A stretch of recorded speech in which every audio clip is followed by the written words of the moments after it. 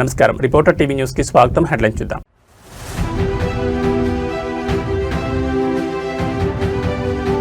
పసుపు దళం పునరుత్తేజం. మంగళగిరిలో ఘనంగా టీడీపీ నూతన కమిటీల ప్రమాణ స్వీకారం.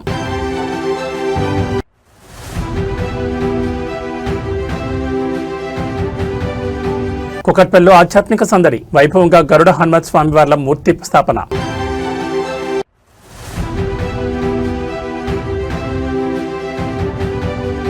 తెలంగాణ భవన్లో చేరికల చోరు. బీఆర్ఎస్ పతాకం కప్పుకున్న ఇతర పార్టీల ముఖ్య అనుచరులు.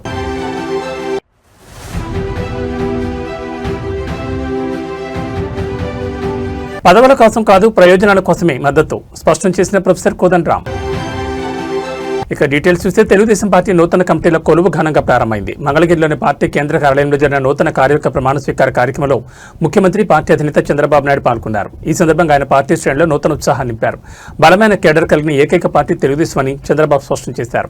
ఓటమి ఎదురైనప్పుడు చాప చుట్టేసే పార్టీలను చూశామని, కానీ గెలిచినా ఓడినా సగర్వంగా ఎగిరేది కేవలం మన పసుపు జెండా మాత్రమేనని ఆయన ఉద్ఘాటించారు. 4 దశాబ్దాల్లో ఎన్నో సంక్షోభాలను చూశామని, కార్యకర్తల పౌరుషం ఏనాడు తగ్గలేదని కొనియాడారు. సీనియర్లు గౌరవిస్తూనే కొత్త రక్తాన్ని ప్రోత్సహించామని, దాదాపు 250 మందితో పక్కా ప్రణాళికతో కమిటీలు వేశామని తెలిపారు. క్లస్టర్ ఇన్ఛార్జ్ స్థాయి నుంచి పొలిట్ బ్యూరో వరకు పదవులిచ్చి కార్యకర్త అధినేత అనే సిద్ధాంతాన్ని ఆచరణలో చూపించామని పేర్కొన్నారు.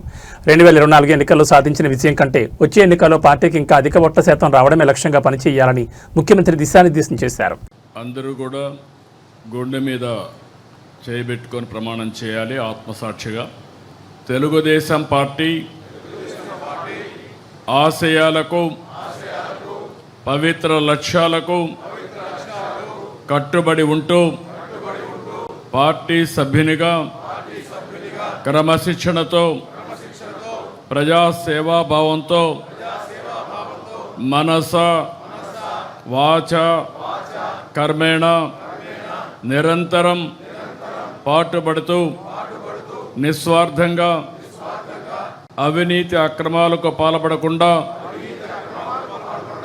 దీక్షా దక్షతలతో, అంకిత భావంతో తెలుగుదేశం ప్రతిష్టను, ప్రతిపత్తిని పరిరక్షించేందుకు ఎల్లప్పుడూ కృషి చేస్తూ పార్టీ మరియు ప్రజలు నాపై ఉంచిన విశ్వాసాన్ని వమ్ము చేయకుండా నిత్య చైతన్యంతో పార్టీకి ఉజ్వల భవిష్యత్తు కల్పించేందుకై నా వంతు కర్తవ్యాన్ని, విధులను బాధ్యతాయుతంగా నిర్వహించగలనని ప్రమాణం చేస్తున్నాను. కుకట్పల్లి నియోజకవర్గంలో ఆధ్యాత్మిక శోభ సంతరించుకుంది. స్థానిక రామాలయంలో అత్యంత వైభవంగా జరిగిన గరుడ హనుమత్ స్వామివార్ల మూర్తి స్థాపన మహోత్సవం భక్తుల కోలాహల మధ్య ఘనంగా నిర్వహించారు. ఈ పవిత్ర కార్యక్రమంలో బీఆర్ఎస్ వర్కింగ్ ప్రెసిడెంట్, మాజీ మంత్రి కల్వకుంట్ల తారక రామారావు పాల్గొని ప్రత్యేక పూజలు నిర్వహించారు.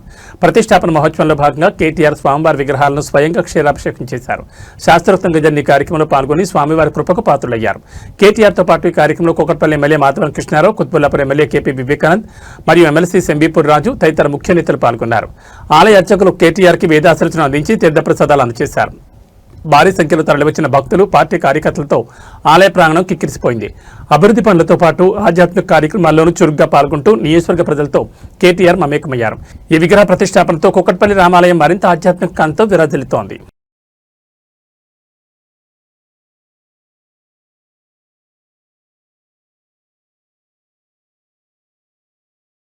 తెలంగాణ రాజకీయాల్లో చేరికల పర్వం ఊపందుకుంది. ప్రధానంగా ఉమ్మడి మహబూబ్నగర్ జిల్లా కల్వకుర్తి నియోజకవర్గంలో కాంగ్రెస్ మరియు బీజేపీ పార్టీలకు గట్టి ఎదురుదెబ్బ తగిలింది. ఆయా పార్టీలకు చెందిన పలువురు కీలక నాయకులు మరియు కార్యకర్తలు ఈ రోజు తెలంగాణ భవన్ వేదికగా బీఆర్ఎస్ పార్టీలు చేరారు. కల్వకుర్తి నియోజకవర్గం నుంచి తరలివచ్చిన కాంగ్రెస్, బీజేపీ నాయకులకు బీఆర్ఎస్ ముఖ్య నేతలు గులాబీ కండువాలు కప్పి పార్టీలకు సాదరంగా ఆహ్వానించారు. క్షేత్రస్థాయిలో పట్టున్న నాయకులు పార్టీలు చేరడంతో కల్వకుర్తి నియోజకవర్గంలో బీఆర్ఎస్ శ్రేణుల్లో కొత్త ఉత్సాహం నెలకొంది. పార్టీ సిద్ధాంతాలకు ఆకర్షితులై కేసీఆర్ నాయకత్వంపై నమ్మకంతోనే తాము చేరుతున్నట్లు వలస వచ్చిన నేతలు స్పష్టం చేశారు. ఈ చేరికల సందర్భంగా కల్వకుర్తి నుంచి భారీ సంఖ్యలో కార్యకర్తలు తెలంగాణ భవన్ చేరుకున్నారు. జై తెలంగాణ, జై కేసీఆర్ నినాదాలతో పార్టీ కార్యాలయం మారుమోగిపోయింది. ఎన్నికలు ఏమైనా ప్రజల పక్షాన్ని నిలబడేది కేవలం బీఆర్ఎస్ మాత్రమేనని, అందుకే ఇతర పార్టీల నుంచి భారీగా వలసలు కొనసాగుతున్నాయని పార్టీ నేతలు ధీమా వ్యక్తం చేస్తున్నారు. ఈ చేరికలు రాబోయే రోజుల్లో కల్వకుర్తి రాజకీయాలపై ఎలాంటి ప్రభావం చూపుతాయో చూడాలి. గారి ఊరు నుంచే ఈ రోజు మాడుగుల మండలం నుంచే మాడుగుల మండలం నుంచే నీ పతనానికి పునాది పడ్డది. మా శ్రీధర్ గోవిందు, అప్పారెడ్డిపల్లి గ్రామస్తులు, మరెన్నో గ్రామాలు పెద్ద ఎత్తున మీ అత్తగారి ఊరు నుంచే ఇలా తెలంగాణ భవన్కి వచ్చిండ్రు. ఎవరు పాత్రలో పడుతున్నారో మీరు ఒకసారి గుర్తించండి చెప్తూ, మరి ఎంతో బిజీగా ఉన్న ఈరోజు మరి శ్రీధర్ గోవింద్ గారిని మరెందరో పార్టీలో జాయిన్ అవుతున్న ముఖ్య నాయకులందరినీ ఆశీర్వదించడానికి వచ్చిన పెద్దలు గౌరవనీయులు కేటీఆర్ గారికి మరొకసారి హృదయపూర్వక ధన్యవాదాలు చెప్తూ జై తెలంగాణ. ప్రవీణ్ అన్నకు ధన్యవాదాలు. ఇప్పుడు మనం ఎదురు చూస్తున్నటువంటి మన నాయకుడు, మన వర్కింగ్ ప్రెసిడెంట్ పెద్దలు గౌరవనీయులు మన కేటీఆర్ గారిని మాట్లాడవలసిందిగా మీ అందరి పక్షాన కోరుతా ఉన్నాను. అందరికీ నమస్కారం. జై తెలంగాణ.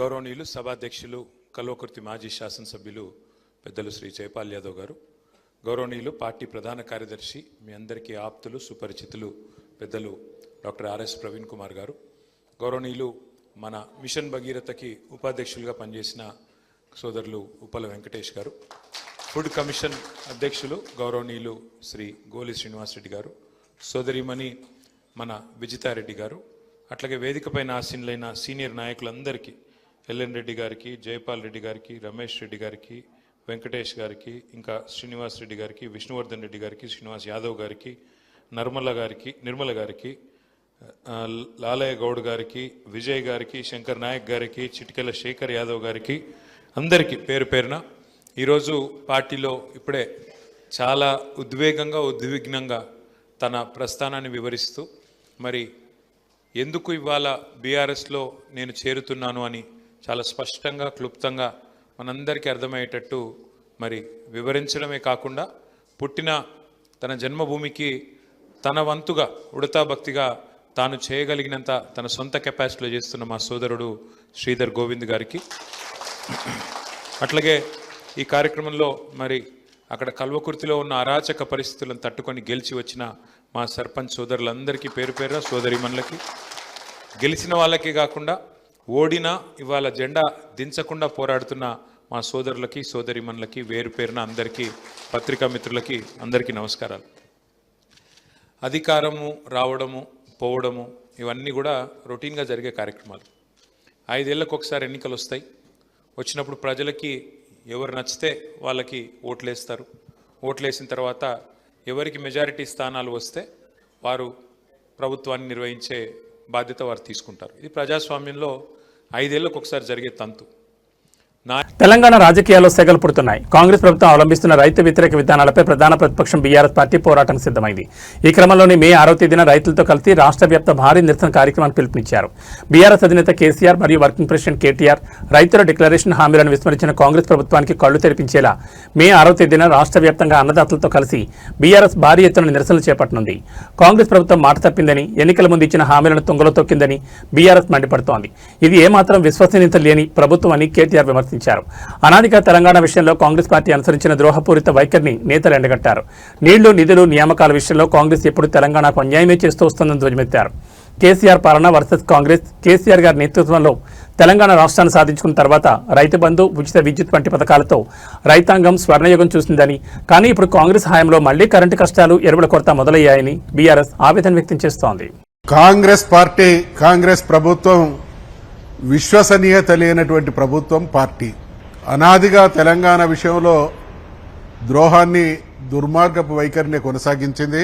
కేసీఆర్ గారి నేతృత్వంలో తెలంగాణ రాష్ట్ర సాధనోద్యమం జరిగి తెలంగాణ రాష్ట్రాన్ని సాధించుకున్న తర్వాత అప్పటి వరకు వ్యవసాయం అంటే దండగా అనేటువంటి పరిస్థితి నుండి తెలంగాణలో వ్యవసాయాన్ని పండగగా తీర్చిదిద్దినటువంటి గొప్ప నాయకుడి చేతి నుండి అధికారాన్ని కైవసం చేసుకోవడం కోసం ఎంత నీచానికైనా ఒడిగట్టడం కాంగ్రెస్ పార్టీ నైజానికి నిదర్శనం అనడానికి నిదర్శనం రైతు డిక్లరేషన్.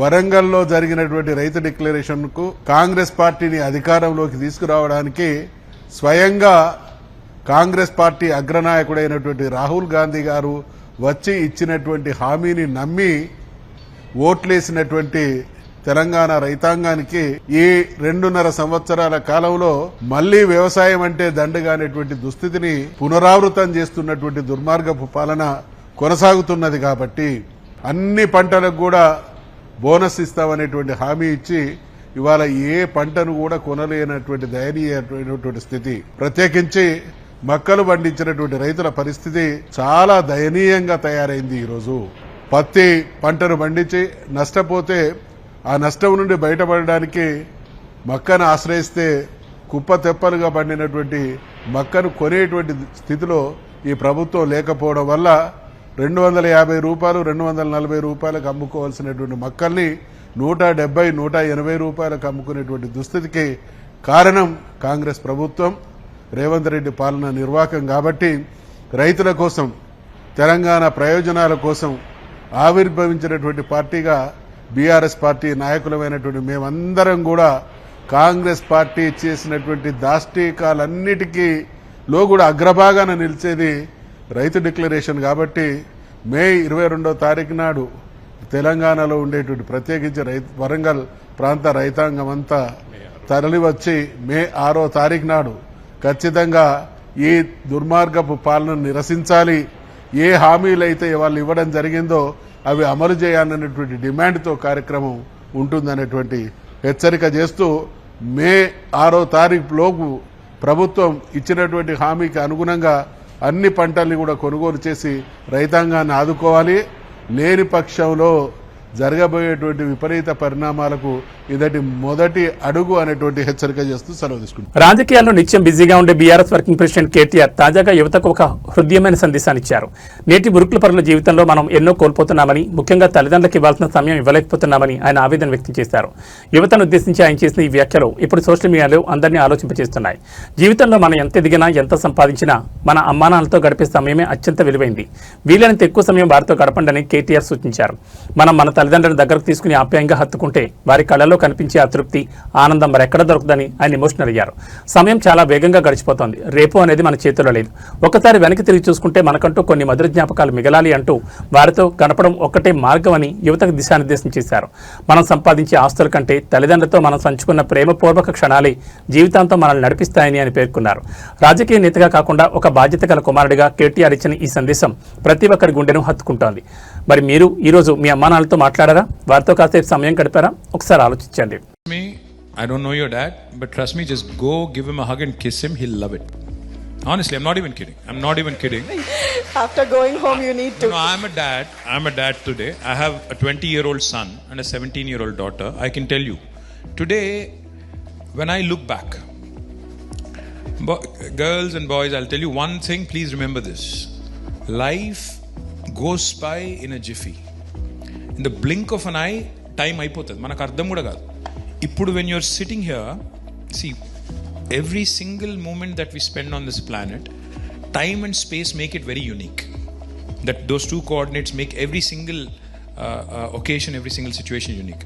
But కళ్ళు మూసి తెరిచే లోపల అంటారు చూడు, నిజంగా కూడా మీకు ఇప్పుడు నా కాలేజ్ డేస్ అని గుర్తు చేసుకుంటే 90% గుర్తురాదు. 10% ఏదో కొన్ని things I remember. School days అనుకుంటే maybe 5% I remember.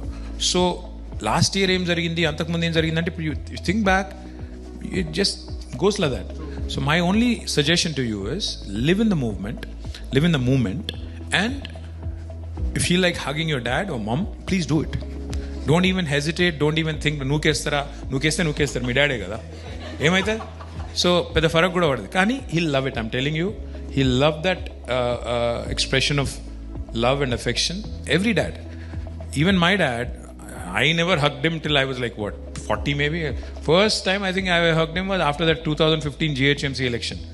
Dagar voi kaal mokkina, he did that, I did that, and then I was like, okay, this is good. This was more recent, my birthday. So aitadi in India especially, male children and dads have this problem, whereas girls on the other hand, they are affectionate. పోయి మీద పడతారు, తంతారు, గుద్దుతారు. So వాళ్ళకి నడుస్తుంది dads తోని. But I think you're a boy and you should do it also, and I think your dad will love it. Absolutely, this is something that I will. Please share in socials what happens. If it is a positive thing, ఏదైనా okay, I'll do this.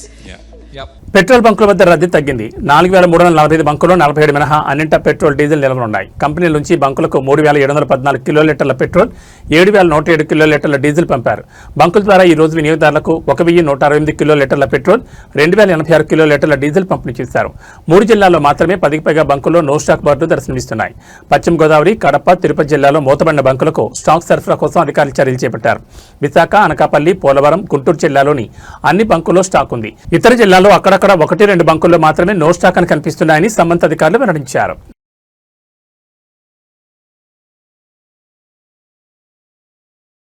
Kakinada జిల్లా ప్రజలకు ఇంధన సరఫరాపై ఉన్న ఆందోళనను పటాపంచలు చేశారు Kakinada MP Tangella Uday Srinivas. పశ్చిమాసియాలో నెలకొన్న ఉద్రిక్తతల వల్ల అంతర్జాతీయంగా ఇంధన సరఫరాపై తాత్కాలిక ఒత్తిడి ఏర్పడిందని, అయితే ఇప్పుడు పరిస్థితి పూర్తిగా అదుపులోకి వచ్చిందని ఆయన స్పష్టం చేశారు. కేవలం మాటలతోనే కాకుండా స్వయంగా క్షేత్రస్థాయిలోకి వెళ్లి ప్రజల్లో భరోసా కల్పించారు. కాకినాడలోని సూర్యచంద్ర ఫిల్లింగ్ స్టేషన్ చేరుకున్న ఆయన అక్కడ స్వయంగా ఆయిల్ ట్యాంకర్ను అన్లోడ్ చేయడమే కాకుండా వాహనదారులకు స్వహస్తాలతో పెట్రోల్ నింపి అందరినీ ఆశ్చర్యపరిచారు. పెట్రోల్, డీజిల్ సరఫరాలో ఎటువంటి కొరత లేదని, వినియోగదారులు ఆందోళన చెందాల్సిన అవసరం లేదని ఈ సందర్భంగా ఆయన పిలుపునిచ్చారు.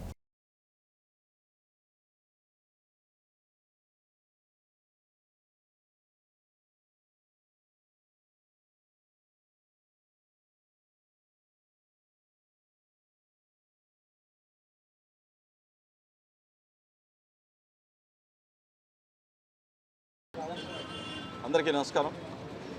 రాష్ట్రం అంతటా కూడా డీజిల్ కొరత అని చెప్పి ప్రజలందరూ క్యూస్లో నుంచి ఉంటున్నట్టు మనం ఎన్నో విజువల్స్ అన్నీ కూడా చూస్తున్నాం.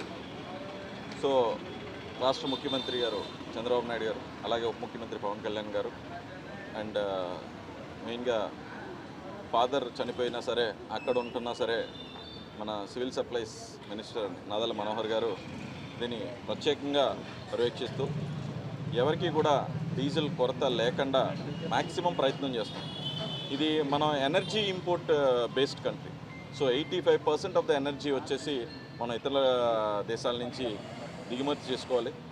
వార్ రావటం వల్ల, అక్కడ వెస్ట్ ఏషియా వార్ రావటం వల్ల ట్యాంకర్స్ అన్నీ ఆగిపోవడం జరిగింది. అప్పటికీ కూడా మోడీ గారి, చంద్రబాబు నాయుడు గారి, అలాగే పవన్ కళ్యాణ్ గారి నేతృత్వంలో ఏర్పడిన ఎన్డీఏ ప్రభుత్వం అన్ని దేశాల కన్నా ఎక్కువగా ప్రయత్నం చేసి మనకి వీలైనంత ఇబ్బందిని తగ్గించే విధంగా ట్యాంకర్స్ నది కూడా తీసుకురావడం జరుగుతుంది. ప్రత్యేకంగా కాకినాడ జిల్లాలో 160 పెట్రోల్ బంకులు ఉన్నాయి. మీకు వాస్తవం అనేది కూడా చెప్తున్నాను పబ్లిక్ అందరికీ కూడా. ఈ 160 పెట్రోల్ బంకులో ఎవ్రీడే కన్జంప్షన్ మన కాకినాడలో రెగ్యులర్గా కొరత లేనప్పుడు కూడా ప్రతిరోజు సుమారు 3,80,000 లీటర్లు జిల్లా వ్యాప్తంగా, అంటే కాజులూరు మండలంతో కూడా కలుపుకుని 3,80,000 లీటర్లు డీజిల్ని మనం వినియోగించుకుంటాం. అలాగే 2,50,000 లీటర్ల పెట్రోల్ కూడా వినియోగించుకుంటాం.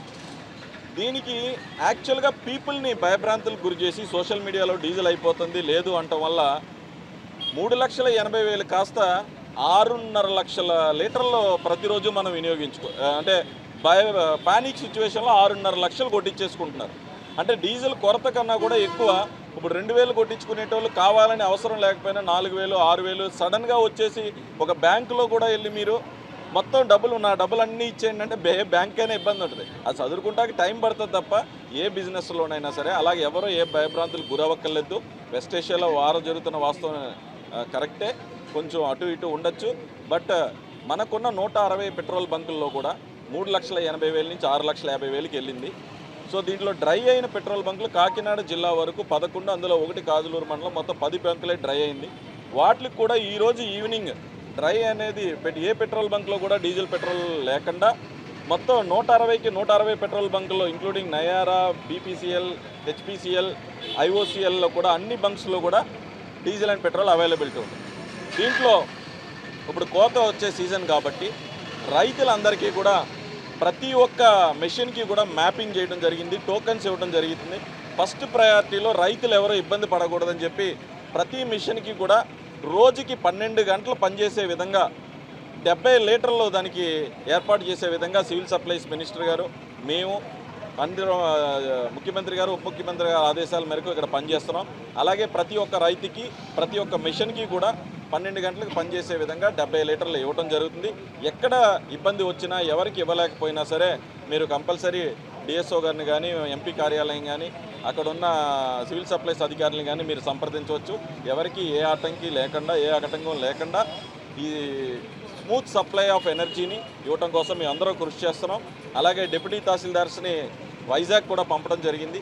వైజాగ్ పంపించి అక్కడ ఉండి ప్రత్యేకంగా అక్కడ ఉండి టెర్మినల్స్ నుంచి రాజమండ్రి నుంచి వైజాగ్ నుంచి టెర్మినల్స్ నుంచి వచ్చే దగ్గర కూడా ఇబ్బంది లేకుండా కాకినాడ జిల్లా వరకు నెంబర్ 1 పొజిషన్లో ఏ ఇబ్బంది లేకుండా సర్వీస్ చేయడం జరుగుతుంది. ఎవరు పానిక్ గురవద్దు. నిజంగా తగ్గినప్పుడు ప్రభుత్వమే నోటిఫై చేస్తుంది. నోటిఫై చేసినప్పుడు ఎంత కొట్టించుకోవాలి ఏం కొట్టించుకోవాలని అప్పుడు ఎదురు చూద్దాం తప్ప ఇప్పుడు పానిక్ అయ్యి మొత్తం కార్లు బళ్ళు అన్నీ కూడా అక్కర్ లేకుండా నింపేసుకుని డ్రైఅవుట్ చేయొద్దని చెప్పి ప్రజలు కూడా మీన్స్ రిక్వెస్ట్ చేసుకుంటూ ఈరోజు ఇప్పుడు కూడా డాక్టర్ గారి బంక్లో ఎప్పటి నుంచో సర్వీస్ చేస్తున్న నెంబర్ 1 బంక్ ఇది. ఇప్పుడు కూడా ట్యాంకర్ అన్లోడ్ చేయడం జరుగుతుంది. సో పబ్లిక్ అందరూ కూడా క్యూస్ అన్నీ కూడా తగ్గిపోయినాయి. సో స్మూత్ సప్లై ఉంటుంది. డెఫినెట్లీ ఏదైనా ఉద్దేశం ఉంటే కనుక గవర్నమెంట్ నోటిఫై చేస్తే అప్పటి వరకు ఎవరో భయపడొద్దని చెప్పి అందరినీ I'm requesting all of you. Thank you. Telangana నూతన డీజీపీగా సివి ఆనంద్ ఎంపిక చేస్తూ ప్రభుత్వం మంగళవారం ఉత్తర్వులు జారీ చేసింది. ప్రస్తుతం డీజీపీ శివధారెడ్డి గురువారం పదవి విరమణ చేస్తున్న నేపథ్యంలో ఆయన స్థానంలో ఆనంద్ మే 1న బాధ్యతలు చేపట్టనున్నారు. ప్రస్తుతం ఆయన హోంశాఖ ప్రత్యేక ప్రధాన కార్యదర్శిగా పనిచేస్తున్నారు. సుప్రీంకోర్టు మార్గదర్శకాల మేరకు యూపీఎస్సీ ద్వారా ఎంపికైన ఆనంద్ 2 ఏళ్ల పాటు ఆ పోస్టులో కొనసాగనున్నారు. 22 ఏళ్ల వయసులో మొదటి ప్రయత్నంలోని ఐపీఎస్కి ఎంపికైన ఆనంద్ 34 ఏళ్ల పాటు ఉమ్మడి రాష్ట్రం తెలంగాణలో అనేక విభాగాల్లో సుదీర్ఘ సేవలందించారు. సిఐడిలో పనిచేస్తున్న సమయంలో కృషి బ్యాంక్ కేసులో ప్రధాన నిందితులు బ్యాంకాక్లో నక్కిన కొసరాజు వెంకటేశ్వరరావును భారత్కు రప్పించడంలో ప్రత్యేక చొరవ తీసుకుని సిఐడి సాధించిన కీలక విజయాల్లో ఒకటిగా నిలిచారు. స్వతహాగా క్రికెట్ క్రీడాకారుడైన ఆనంద్ చదువుకునే రోజుల్లోనే అండర్-22కు ఎంపికయ్యారు. సికింద్రాబాద్ క్లబ్ తరఫున ఆడుతూ 5 సెంచరీలు సాధించారు. 2019లో అఖిల భారత టెన్నిస్ టోర్నీలో ప్రథమ స్థానం సాధించారు. పలు గోల్ఫ్ టోర్నమెంట్లోనూ పాల్గొన్నారు. 2002లో రాష్ట్రపతి శౌర్య పథకం, 2007లో భారత పోలీస్ పథకం, 2017లో రాష్ట్రపతి పథకంతో పాటు ఎన్నో అవార్డులు అందుకున్నారు. పూర్తిస్థాయి డీజీపీ ఎంపికకు సంబంధించి కొంతకాలంగా వివాదం నడుస్తున్న సంగతి తెలిసిందే. ఉత్తరప్రదేశ్ మాజీ డీజీపీ ప్రకాష్ సింగ్ కేసులో డీజీపీ ఎంపికై తాము జారీ చేసిన మార్గదర్శకాలను చాలా రాష్ట్రాలు పట్టించుకోవడం లేదని సుప్రీంకోర్టు తెలంగాణతో పాటు కొన్ని రాష్ట్రాలపై ఆగ్రహం వ్యక్తం చేసింది. దీంతో రాష్ట్ర ప్రభుత్వం సుప్రీం మార్గదర్శకాలకు అనుగుణంగానే అర్హులైన అధికారులతో కొన్ని జాబితాను పలుమార్లు యూపీఎస్సీకి పంపింది. కానీ అందులో తప్పులు దొర్లాయని యూపీఎస్సీ తిప్పి పంపింది. వీటన్నిటిని సరిదిద్ది చివరిగా గత ఫిబ్రవరిలో పంపిన జాబితా నుంచి సివి ఆనంద్, వినయ్ ప్రభాకర్ ఆప్టే, సౌమ్య మిశ్రాల పేర్లను ఎంపిక చేసిన యూపీఎస్సీ ఈ వివరాలను తిరిగి రాష్ట్ర ప్రభుత్వానికి పంపింది. ఈ ముగ్గురు నుంచి సర్కార్ ఇప్పుడు సివి ఆనంద్ను డీజీపీగా ఎంపిక చేసింది.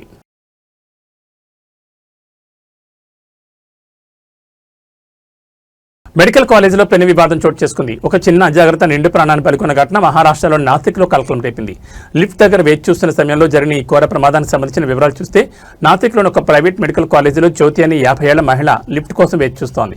లిఫ్ట్ ఎక్కడ ఉందో అని ఆ ఆతృతతో ఆమె లిఫ్ట్ డోర్ వద్దకు వెళ్లి లోపలికి కిందకి తెంగు చూస్తుంది. దురదృష్టవశాత్తు సరిగ్గా అదే సమయంలో లిఫ్ట్ పైనుంచి కిందకు రావడంతో ఆమె తల అందులో చిక్కుకుపోయింది. తీవ్రంగా గాయపడిన జ్యోతిని వెంటనే ఆసుపత్రికి తరలించినప్పటికీ చికిత్స పొందుతూ మృతి చెందింది. ఈ హృదయ విదారక దృశ్యాలని అక్కడ ఉన్న సీసీటీవీ కెమెరాలో రికార్డ్ అయ్యాయి. లిఫ్ట్ వద్ద ఏమాత్రం అజాగ్రత్తగా ఉన్నా ఎంతటి ప్రమాదమో ఈ ఘటన మరోసారి నిరూపించింది. అధికారులు ఈ ఘటనపై కేసు నమోదు చేసుకుని దర్యాప్తు చేస్తున్నారు.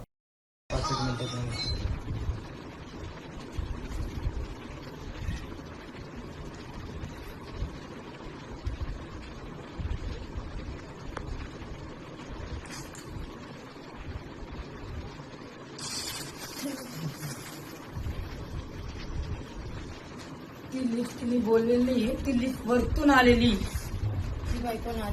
पेशंट आलं तिथे पेशंट नाही ती परमांशीला गाठ करून टाकला काय तू विनंती केली ना परमांशी नाही नाही दिसत नाही ना कोणी अजून ना हात पैसे आले दिले ना काय तो तिथं जीव गेलेला आहे तो जागच गेले तिथं जीव गेलेला आहे काही एवढं वेळ थोडी हे सुद्धा नाही वरतून लिफ्ट बोलायला शिवाय येत नसती वरतून लिफ्ट आली कसं आणि ती हे पण नाही उरायली वरती पण नाही होते ना ती वरती पण होत नाही ना ती ही वरतून लिफ्ट बोलवलेली वरतून खाली बोलवलेली तिचा हात पाय तिचं काय तिला माहितीच नाही ती लिफ्ट तिथे खाली बटन दाबलेली आहे कोणते वरची आता व्हिडिओ दाखवा आम्हाला वरती कोण होता ते बी दाखवा 2 मिनिटं थांब पुरं उद्या ना हा टायमिंगला पुरं करतो ते कसं काय काढता कसं नाही ते तर बघा आता पूर्ण बघा काय कामगार सगळे किती वेळ गेला ना जेवू तिथंच गेला ना हे आता हे आता किती वेळ टाइमपास चालला आहे का एकतरी कर्मचारी सगळं काम करू राहिले आहे का डील तर आहे का तिथं कोणी आहे का तिथं प्रशासन आहे त्यांचं एवढं जिल्ह्यात का त्यांचेच कामगार काम करू राहिले फक्त. म्हणजे नेमकं मर्डर बिडर आहेत काय?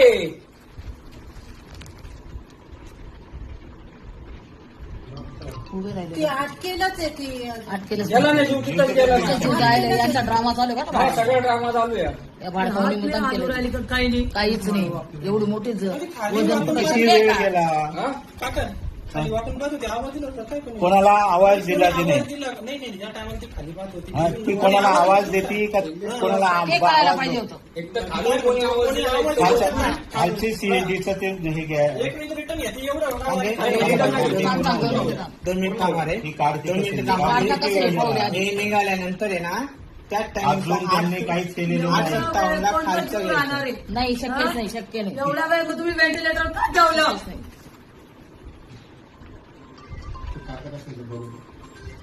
किती वेळ गेला? अजून अटके नाही. अजून अटके नाही. अजून सुद्धा नाही. हा वेळ आहे का? किती वेळ गेला? 4 मिनिटं गेले. पूर्ण 9 मिनिटाची फुटेज. 9 मिनिटात कोणता माणूस राहणार? कोणता माणसाचा जीव राहणार आहे? एवढं वजन केवढं येते? साधं वजन आहे का? कोणीच नाही. डॉक्टर येईलच नाही. आलाच नाही कोणता डॉक्टर. तो फक्त ज्याच्या त्याच्या याच्याने मजा करतोय तिथं. आता एवढा वेळ झाला तर डॉक्टरांना काही कन्फर्म केलंच नसतं काही. हा एक कोणता आला फक्त. काय करताय? फक्त बघताय.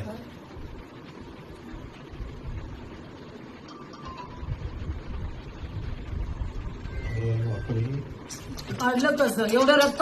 బిగ్ బాస్ ఫేమ్ నటి అశ్వరెడ్డి మరోసారి వార్తల్లో నిలిచారు. గత కొంతకాలంగా వివాదాలు దూరంగా ఉంటున్న ఈ బ్యూటీ ఇప్పుడు ఒక సంచలన ఆడియో కాల్తో సోషల్ మీడియాను షేక్ చేస్తున్నారు. ఒక వ్యక్తితో అశ్వరెడ్డి జరిపిన సంభాషణ ఇప్పుడు నెట్టింట వైరల్గా మారింది. ఆ ఆడియోలో ఉన్న ముఖ్యాంశాలు గమనిస్తే కేవలం డబ్బుల విషయంలోనే ఈ వివాదం నడుస్తున్నట్లు అర్థమవుతోంది. నాకు మే నెల వరకు టైం ఇస్తే నీకు రావాల్సిన 1.5 కోట్లు వెనక్కి ఇచ్చేస్తాను, అంతవరకు ఆగాల్సిందే అంటూ అశ్వ స్పష్టం చేశారు. కాదు కూడదని నాపై ఒత్తిడి తెస్తే నేను కూడా ఎదురు కేసు పెడతాను, నన్ను ఇబ్బంది పెట్టాలని చూస్తే ఊరుకోరని సదరు వ్యక్తిని హెచ్చరించారు. మా ఇంట్లో వారిని గొడవలోకి తీసుకురావద్దు, అది పద్ధతి కాదు అని హెచ్చరిస్తూనే సమస్యను సామరస్యంగా పరిష్కరించుకుందామని కోరారు.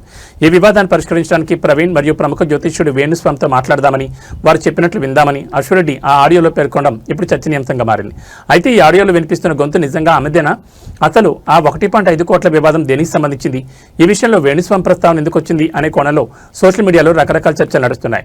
దీనిపై అశ్వరెడ్డి నుంచి ఇంకా అధికారిక స్పందన రావాల్సి ఉంది. వెంకీ నువ్వు ఇప్పుడు మళ్ళీ ప్రవీణ్ అక్కకు ఫోన్ చేసావు అని చెప్పి కాల్ చేసింది నాకు. Okay, that is your wish, చేసావు. నేను ఇప్పుడు నీకు మళ్ళీ చెప్తున్నాను, మే వరకు టైం ఇస్తే నీకు 1.5 తిరిగి వెనక్కి ఇచ్చేస్తాను త్రూ అకౌంట్. అర్థమైందా? త్రూ అకౌంట్ మే వరకు టైం ఇస్తే నేను నీకు మళ్ళీ వెనక్కి ఇచ్చేస్తాను. ఆ మిగిలిన డబ్బులు అంటావా, నేను లైఫ్ లో సెటిల్ అయినప్పుడు నా దగ్గర ఉన్నప్పుడు నేను ఇస్తాను. అది కూడా నేను ఇవ్వను అనట్లేదు. లేదు కుదరదు నాకు ఇదంతా అవ్వదు అంటే పెద్ద మనుషులకి నువ్వే ఫోన్ చేసావు కదా. నా జీవితంలో పెద్ద మనుషులు ప్రవీణ గారు మాత్రమే. సో ఆ ప్రవీణ అక్కకి వేణుస్వామిని పెడతావా లేకపోతే ఇంకెవరినైనా పెట్టుకుంటావా, నేను పిలుస్తాను, నువ్వు పిలుచుకో. ఓకే, నేను ఇంకా నీ ముఖం చూడాలనుకోవట్లేదు, ఈ విషయం గురించి మాట్లాడాలనుకోవట్లేదు. నాకు మే అనే ఒక్క టార్గెట్ కనబడుతుంది, మే వరకు నేను నీకు డబ్బులు ఇవ్వాలి అంతే.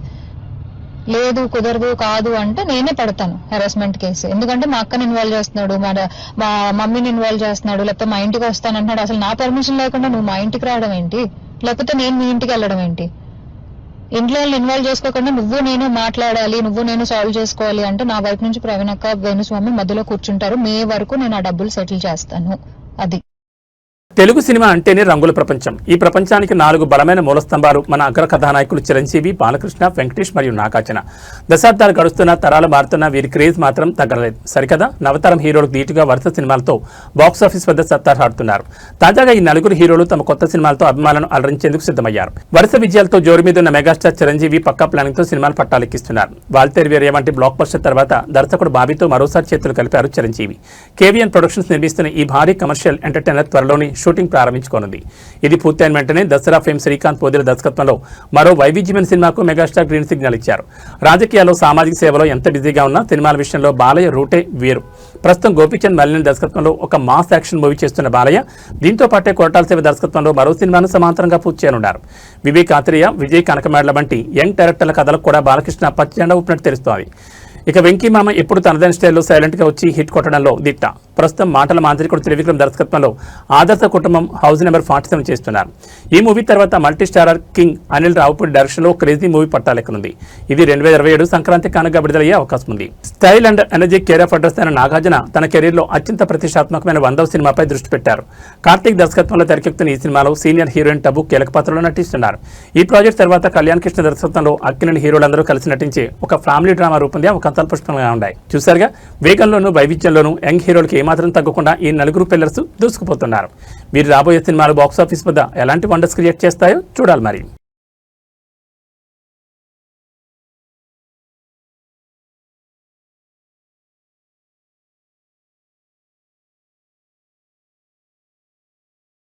తెలంగాణ జనసమితి ఆవిర్భావ దినోత్సవ వేడుకలు ఘనంగా జరిగాయి. ఈ సందర్భంగా పార్టీ అధ్యక్షుడు ప్రొఫెసర్ కోదండరాం కాంగ్రెస్తో తమ బంధం మరియు పార్టీ భవిష్యత్ కార్యాచరణపై కీలక వ్యాఖ్యలు చేశారు.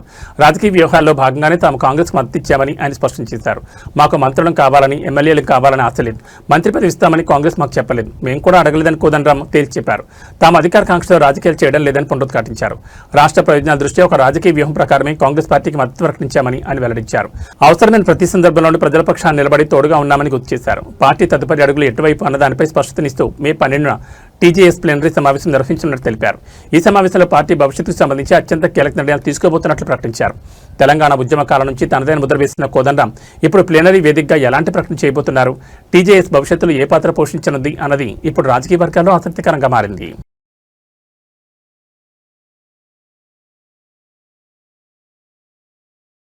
ఉత్తరప్రదేశ్లోని ఆగ్రాలో ఒక భారీ ప్రమాదం త్రుటిలో తప్పింది. అచ్చేరా మార్కెట్లోని ఒక టైలర్ షాప్లో అకస్మాత్తుగా అగ్ని ప్రమాదం సంభవించింది. అయితే అక్కడ ఉన్నవారి సమయస్ఫూర్తి వల్ల ప్రాణ నష్టం జరగకుండా పెను ప్రమాదం తప్పింది. ఆగ్రా అచ్చేరా మార్కెట్లోని ఒక టైలర్ షాప్లో బట్టలు ఇస్త్రీ చేస్తున్న సమయంలో ఈ ప్రమాదం జరిగింది. ఇస్త్రీ కోసం ఉపయోగిస్తున్న గ్యాస్ సిలిండర్ నుంచి ఒక్కసారిగా లీకేజ్ ఏర్పడి మంటలు చెలరేగాయి. క్షణాల్లో మంటలు షాప్ అంతటా వ్యాపించడంతో చుట్టుపక్కల దుకాణదారులు, ప్రజలు తీవ్ర భయాందోళనకు గురయ్యారు. ప్రమాదం జరిగిన వెంటనే షాప్ సిబ్బందిని మరియు స్థానికులు ఏమాత్రం పానిక్ అవ్వకుండా ధైర్యంగా స్పందించారు. అందుబాటులో ఉన్న నీళ్లతో మరియు ఇతర సాధనాలతో మంటలను అదుపు చేసేందుకు తీవ్రంగా ప్రయత్నించారు. స్థానికుల వేగవంతమైన స్పందన వల్ల మంటలు పక్కన ఉన్న షాపులకు మరియు గ్యాస్ సిలిండర్ పేలకుండా నిరోధించగలిగారు. దీంతో అందరూ ఊపిరి పీల్చుకున్నారు. ఇలాంటి సమయాల్లో భయపడకుండా సమయస్ఫూర్తితో వ్యవహరిస్తే ఎంతటి ప్రమాదాన్నైనా అడ్డుకోవచ్చని ఈ ఘటన నిరూపించింది. ఏదేమైనా రద్దీగా ఉండే మార్కెట్ ప్రాంతాల్లో ఇలాంటి ప్రమాదాలు జరగడం పట్ల స్థానికులు అప్రమత్తంగా ఉండాలని అధికారులు సూచిస్తున్నారు.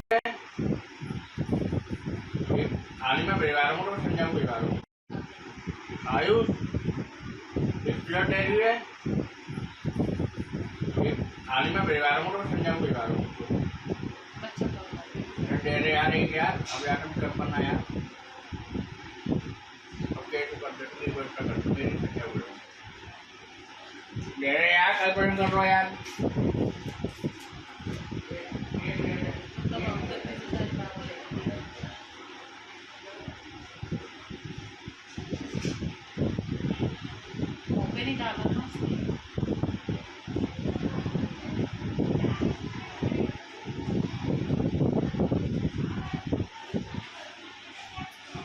दारी नहीं बैठी चाहिए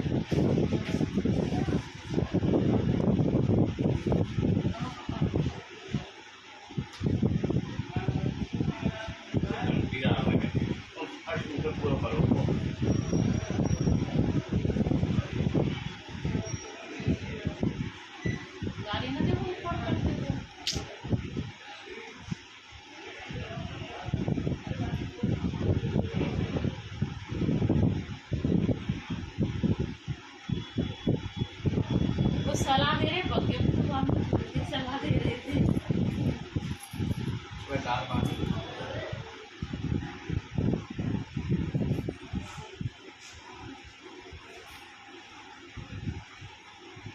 घंटे लोटन के करा रहा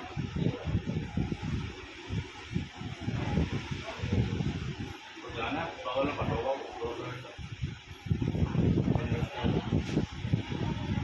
कैसे होगा